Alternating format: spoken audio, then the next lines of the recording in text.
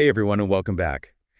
As parents and caregivers, we're always looking for ways to make our lives a little bit easier and our kids a little bit happier, right? Absolutely. And sometimes the simplest things can make the biggest difference. I couldn't agree more. So for today's deep dive, we're going to be talking about something that might seem, I don't know, maybe a little bit basic, but trust me on this one. Yeah. We're diving into the power of routines for kids. And when we say routines, we're not just talking about bedtime, although we'll get to that. We're talking about the everyday structures that can transform those little moments, those little interactions, into opportunities for connection, for learning, and for building a foundation of well-being for our kids. Okay, so you've piqued my interest. Tell me more. Where do we even begin? Our source material actually breaks it down into different categories of routines, which I thought was really interesting. Yeah, it does. And I think that's helpful because when we think about routines, it's not a one-size-fits-all approach, right? Different times of day, different activities call for different kinds of structures. Makes sense. So let's start at the beginning. Mornings. I think we can all relate to how chaotic those first few hours can be. What is it about a morning routine that can set the tone for the whole day? Well, think about it from a child's perspective. They wake up and it's a whole new day. And for a lot of kids, that can feel exciting, but also maybe a little bit overwhelming.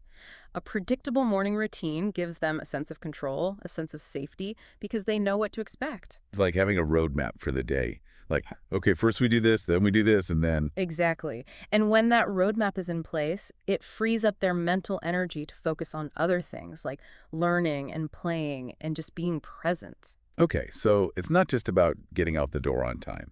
It's about setting a positive tone. Mhm. What are some things that parents and caregivers can do to make those mornings a little bit smoother? Well, consistency is key.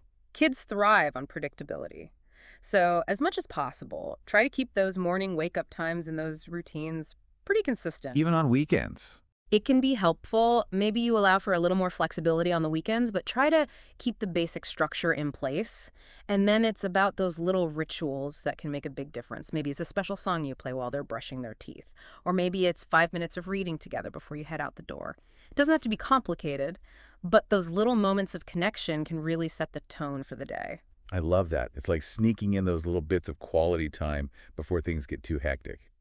So we've tackled the morning chaos. Let's talk about another potentially chaotic time of day.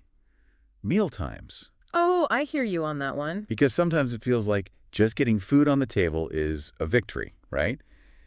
Do those mealtime routines really matter? I'm so glad you asked that because they really, truly do. And here's why. When we create those positive mealtime rituals, we're not just nourishing our kids' bodies, we're nourishing their relationship with food.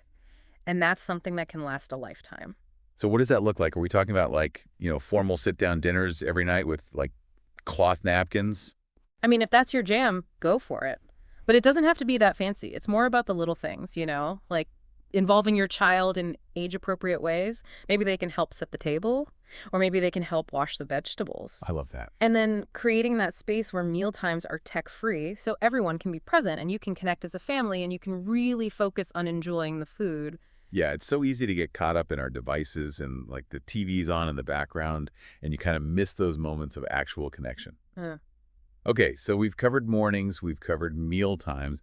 Now let's talk about bedtime. the ever-elusive bedtime. Because for growing kids, we know sleep is crucial, Mhm. but getting them to actually wind down, that can be a challenge. What's the magic behind a good bedtime routine? Oh, there's definitely a science to it. And I think for any parent or caregiver who's ever dealt with bedtime battles, understanding that science can be a game changer. So here's the deal. When we create a calming bedtime routine, we're essentially setting a timer in their brains and their bodies, signaling to them that it's time to wind down. So it's almost like their little bodies are like, okay, the sun is setting, time for me to start winding down too. Exactly. And that's why those things like dimming the lights, giving them a warm bath, reading a story together, all of those things work together to create that physiological response that helps them relax and prepare for sleep. So it's about consistency, and it's about those cues, those environmental cues. Precisely. And the more consistent we can be with those things, the easier it becomes for their little bodies to wind down naturally. Okay, that makes a lot of sense. I'm already feeling calmer just thinking about it. Now, I have to admit, when I saw that our source material mentioned structured play, I was a little bit confused. Because in my mind, play is all about being free and imaginative and letting kids kind of lead the way. So how does structure fit into that? Right, right. And I think it's important to clarify that we're not talking about taking away from free play. Free play is absolutely essential for kids. It's how they learn, it's how they explore, it's how they make sense of the world. But incorporating a little bit of structure into their playtime, even for short bursts, can actually enhance those developmental benefits. Give me an example. Like, what does that look like?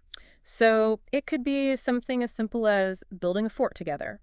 Or maybe it's having a designated board game night once a week. Or even just setting a timer for 15 minutes and saying, okay, for these 15 minutes, we're going to use our imaginations and pretend that we're whatever it is that they're interested in. I see. So it's about creating those little containers, those little pockets of time where you're still engaging in that playful interaction, but there's a little bit of a framework around it. Exactly. And what that does is it helps kids develop things like their focus, their attention span, their ability to follow instructions, all of those really important executive functioning skills that are going to serve them well in all areas of their life. That makes a lot of sense. And I think as parents, sometimes we can feel a little bit guilty, like we're not doing enough to educate our kids through play.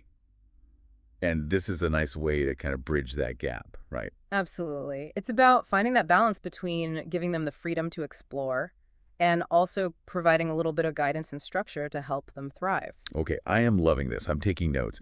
Now, for something that I think might surprise some of our listeners, mindfulness routines for kids. Mm-hmm. Honestly, when I first saw this, I was like, how on earth am I supposed to get a 5-year-old to meditate? You're preaching to the choir. But here's the thing. Mindfulness for kids doesn't have to be this big, complicated thing. It's simply about giving them the tools to understand their emotions, to manage those big feelings, and to learn how to calm their bodies and their minds. Then how do we do that? Because, yeah, I'm picturing trying to get my kid to sit still with their legs crossed, and it's just not happening. Yeah, it's not about that at all. It's about meeting them where they are. So it could be something as simple as teaching them to take deep breaths when they're feeling overwhelmed or upset. Or maybe it's doing a quick guided meditation together before school, even if it's just for 2 minutes. Or even just practicing gratitude at bedtime, talking about what you're thankful for.